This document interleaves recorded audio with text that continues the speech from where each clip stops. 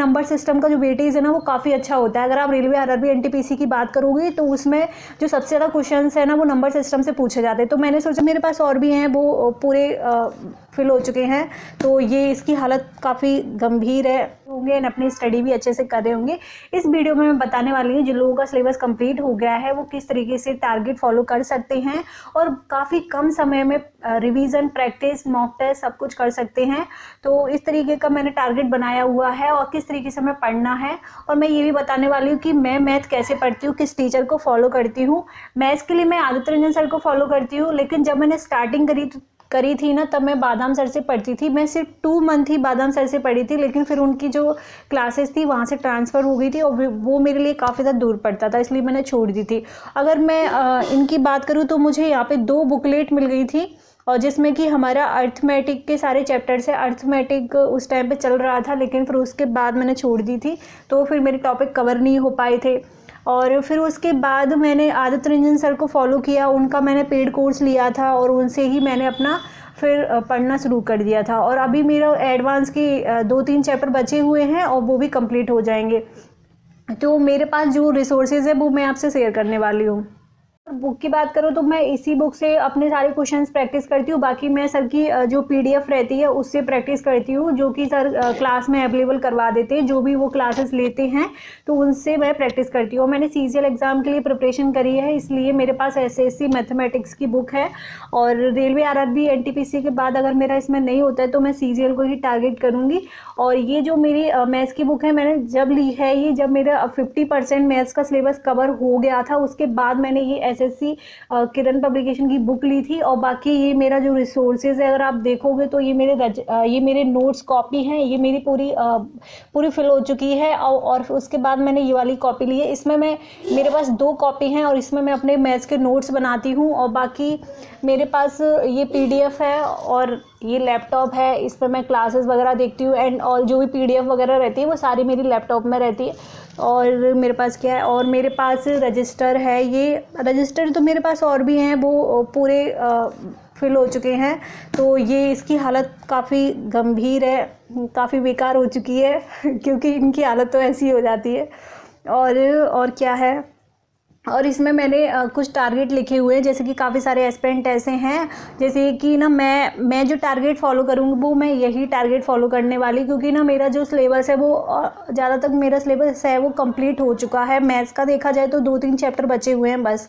तो मैं अभी क्या कर रही हूँ, टाइम काफ़ी कम बचा हुआ है एग्ज़ाम के लिए, तो मैं सोच रही हूँ कि ना साथ में अपना प्रैक्टिस भी करती जाऊँ, क्योंकि आपको पता है सबसे ज़्यादा जो ज़रूरी है वो हमारे लिए प्रैक्टिस एंड मॉक टेस्ट है। तो इसलिए मैंने ये अपनी इस तरीके से टारगेट सीरीज़ बनाई हुई है। अगर आपका सिलेबस कंप्लीट हो गया तो आप इस टारगेट को फॉलो कर सकते हो, ये काफ़ी ज़्यादा हेल्पफुल रहेगी। और जैसे कि अब मैं इस टारगेट के बारे में बात कर लेती हूँ। तो जैसे हमारा मैथ में आपको पता है नंबर सिस्टम का जो वेटेज है ना वो काफ़ी अच्छा होता है। अगर आप रेलवे आरआरबी एनटीपीसी की बात करोगे तो उसमें जो सबसे ज़्यादा क्वेश्चंस है ना वो नंबर सिस्टम से पूछे जाते हैं। तो मैंने सोचा कि सबसे पहले मैं नंबर सिस्टम से स्टार्ट करूँगी और नंबर सिस्टम को इतना स्ट्रॉन्ग कर लूँगी कि इससे मेरा एक भी क्वेश्चन गलत ना हो। और इसमें मैं क्या करूँगी, पूरा कंप्लीट प्रैक्टिस करूँगी, notes and previous year question paper देखूंगी, फिर जो भी रेलवे आरआरबी एनटीपीसी में पूछे गए हैं नंबर सिस्टम से सारे क्वेश्चंस को प्रैक्टिस करूंगी।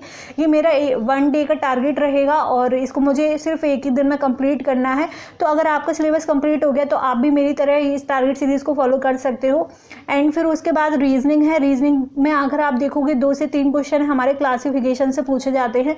तो रीजनिंग है ना वो एग्जाम के पॉइंट ऑफ व्यू से देखें वो काफ़ी ज़्यादा इंपॉर्टेंट हो जाता है, इसलिए हमें इसमें मैंने क्लासिफिकेशन को मैं ना क्या कर रही हूँ आपको बताती हूँ मैं अपनी स्ट्रेटेजी। मैं उन चैप्टर्स को सबसे पहले ले रही हूँ जहाँ से क्वेश्चन सबसे ज़्यादा पूछे जाते हैं।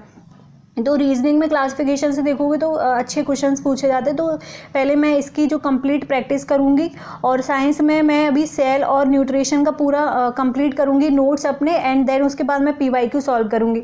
तो ये मेरा इस तरीके का टारगेट होने वाला है। देन उसके बाद मैं स्टैटिक जीके में अपना classical dance and folk dance करूँगी। और मेरे जो आपको पता है रेलवे आरआरबी एनटीपीसी के लिए परमार सर की पीवाईक्यू सीरीज़ चल रही है यूट्यूब पे, वो काफ़ी ज़्यादा हेल्पफुल है। उसमें सारे प्रीवियस ईयर क्वेश्चन पेपर जो भी पूछे गए हैं ना रेलवे आरआरबी एनटीपीसी, वो सब सर करवा रहे हैं, तो वो काफ़ी ज़्यादा इंपॉर्टेंट है। और जीके में फिर मैं एंशिएंट इंडिया अपना 3 डे में कंप्लीट कर लूँगी। तो इस तरीके की ये मेरी टारगेट सीरीज़ है और आप भी इसको फॉलो कर सकते हो। अगर आप बताओगे तो मैं ये शेयर कर दूँगी अपने टेलीग्राम ग्रुप पर, और आप टेलीग्राम ग्रुप ज्वाइन कर लेना। और आपको जो भी हेल्प चाहिए हो वो मैं आपसे शेयर करूँगी, अपनी स्ट्रैटेजी भी, जो भी मैं किस तरीके से पढ़ रही हूँ एंड मैं कैसे अपना मैथ स्ट्रॉन्ग कर रही हूँ। अगर आप देखोगे तो मेरी बाकी कंपेरिजन में मेरी मैथ्स में सबसे ज़्यादा मार्क्स आते हैं, और बाकी जीके जीएस तो मेरा अच्छा नहीं है बिल्कुल भी। तो सारे टारगेट मिल जाएंगे आपको टेलीग्राम ग्रुप पर। अगर आपने ज्वाइन नहीं किया तो आप कर सकते हो, एंड मेरे चैनल को भी सब्सक्राइब कर सकते हो, क्योंकि आपको काफ़ी हेल्प मिलेगी इस मेरे चैनल से। तो होपफुली आप सभी को वीडियो काफ़ी अच्छी लगी होगी, तो आप ये टारगेट फॉलो कर सकते हो, मैंने आपसे शेयर कर दिए हैं। और मैं स्ट्रेटेजी लेके आने वाली हूँ कि हम कैसे अपना मैथ स्ट्रॉन्ग कर सकते हैं। मैं अभी ये रजिस्टर लेके आई थी, क्योंकि काफ़ी सारे एस्पिरेंट है वो मुझसे पूछ रहे थे कि हमारा जो मैथ है ना वो काफ़ी ज़्यादा वीक है। तो मैं 60 डेज़ की स्ट्रेटेजी लेके आने वाली हूँ, बताऊंगी कि हम कैसे अपना मैथ को स्ट्रॉन्ग कर सकते हैं, और मैथ से हमारा एक भी क्वेश्चन गलत नहीं होना चाहिए, क्योंकि पता है आप मैथ्स में ही हम अच्छे मार्क्स लेके आ सकते हैं। बाकी जीके जीएस तो हमारा काफ़ी वास्ट होता है, एंड उसमें तो कुछ ना कुछ क्वेश्चंस ऐसे होते हैं जिनका हमें कोई आइडिया भी नहीं होता है, लेकिन मैथ्स ऐसा है कि हम मैथ्स में अच्छे मार्क्स ला सकते हैं। इसलिए जो वीडियो आएगी ना उसमें मैं बताऊँगी कि हम कैसे अपना मैथ स्ट्रॉन्ग करेंगे, जो भी बिगनर्स हैं या एडवांस में भी जो भी प्रिपरेशन कर रहे हैं उन सब के लिए भी। तो ये वीडियो काफ़ी ज़्यादा हेल्पफुल होगी। आप नेक्स्ट जो वीडियो देखोगे वो मेरी मैथ स्ट्रेटेजी पे ही होगी। होपफुली आपको वीडियो काफ़ी अच्छी लगी होगी। तो हम मिलते हैं फिर नेक्स्ट वीडियो में, और आप सभी लोग अच्छे से अपना ख्याल रखिए हेल्थ का भी, और अच्छे से अपनी पढ़ाई कीजिए। और मैंने टारगेट तो बता ही दिए आपको। हरे कृष्णा।